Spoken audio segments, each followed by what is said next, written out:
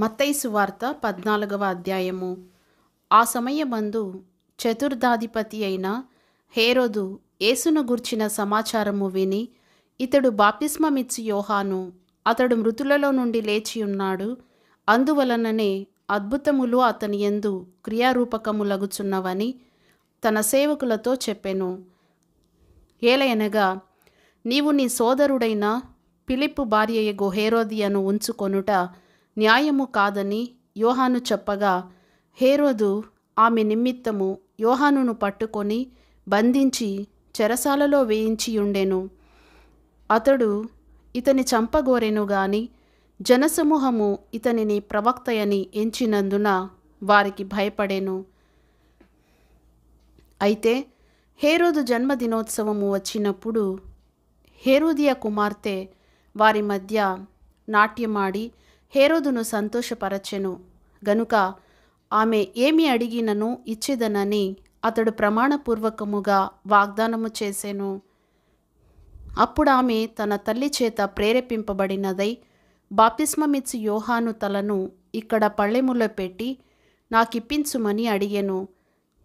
రాజు దుఃఖపడినను తాను చేసిన ప్రమాణము నిమిత్తమును తనతో కూడా భోజనమునకు కూర్చున్న వారి నిమిత్తమును ఈయన ఆజ్ఞాపించి బంట్రౌతును పంపి చెరసాలలో యోహాను తల గొట్టించెను. వాడతని తల పళ్ళెములో పెట్టి తెచ్చి ఆ చిన్నదానికిచ్చెను. ఆమె తన తల్లి యొద్దకు దాని తీసుకొని వచ్చెను. అంతట యోహాను శిష్యులు వచ్చి శవమును ఎత్తికొని పోయి పాతిపెట్టి యేసునొద్దకు వచ్చి తెలియజేసిరి. యేసు ఆ సంగతి విని దోణి ఎక్కి అక్కడ నుండి అరణ్య ప్రదేశమునకు ఏకాంతముగా వెళ్ళెను. జనసమూహములు ఆ సంగతి విని పట్టణముల నుండి కాలినడకను ఆయన వెంట వెళ్ళిరి.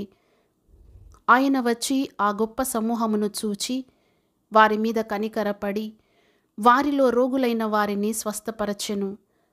సాయంకాలమైనప్పుడు శిష్యులు ఆయన ఎద్దుకు వచ్చి, ఇది అరణ్య ప్రదేశము, ఇప్పటికే ప్రొద్దుపోయెను. ఈ జనులు గ్రామములలోనికి వెళ్ళి భోజన పదార్థములు కొనుక్కొనుటకై వారిని పంపివేయమని చెప్పిరి. యేసు, వారు వెళ్ళనక్కరలేదు, మీరే వారికి భోజనము పెట్టుడని వారితో చెప్పగా, వారు, ఇక్కడ మన యొద్ద 5 రొట్టెలను 2 చేపలను తప్ప మరేమీ లేదని ఆయనతో చెప్పిరి. అందుకాయన, వాటిని నా యొద్దకు తెండని చెప్పి పచ్చిక మీద కూర్చుండుడని జనులకు ఆజ్ఞాపించి ఆ 5 రొట్టెలను 2 చేపలను పట్టుకొని ఆకాశము వైపు కన్నులెత్తి ఆశీర్వదించి ఆ రొట్టెలు విరిచి శిష్యులకిచ్చెను. శిష్యులు జనులకు వడ్డించిరి. వారందరూ తిని తృప్తి పొందిన తరువాత మిగిలిన ముక్కలు 12 గంపల నిండా ఎత్తిరి. స్త్రీలును పిల్లలును గాక తినిన వారు ఇంచుమించు 5,000 మంది పురుషులు. వెంటనే ఆ జనసమూహములను తాను పంపివేయునంతలో తన శిష్యులు దోణి ఎక్కి తనకంటే ముందుగా అద్దరికి వెళ్ళవలెనని ఆయన వారిని బలవంతము చేసెను. ఆయన ఆ జనసమూహములను పంపివేసి ప్రార్థన చేయుటకు ఏకాంతముగా కొండ ఎక్కిపోయి సాయంకాలమైనప్పుడు ఒంటరిగా ఉండెను. అప్పటికా దోణి దరికి దూరముగా నుండగా గాలి ఎదురైనందున అలల వలన కొట్టబడుచుండెను. రాత్రి 4వ జామున ఆయన సముద్రము మీద నడుచుచు వారి యొద్దకు వచ్చెను. ఆయన సముద్రము మీద నడుచుట శిష్యులు చూచి తొందరపడి భూతమని చెప్పుకొని భయము చేత కేకలు వేసిరి. వెంటనే యేసు, ధైర్యము తెచ్చుకొనుడి, నేనే, భయపడకూడని వారితో చెప్పగా, పేతురు, ప్రభువా, నీవే అయితే నీళ్ల మీద నడిచి నీ యొద్దకు వచ్చుటకు నాకు సెలవిమ్మని ఆయనతో అనెను.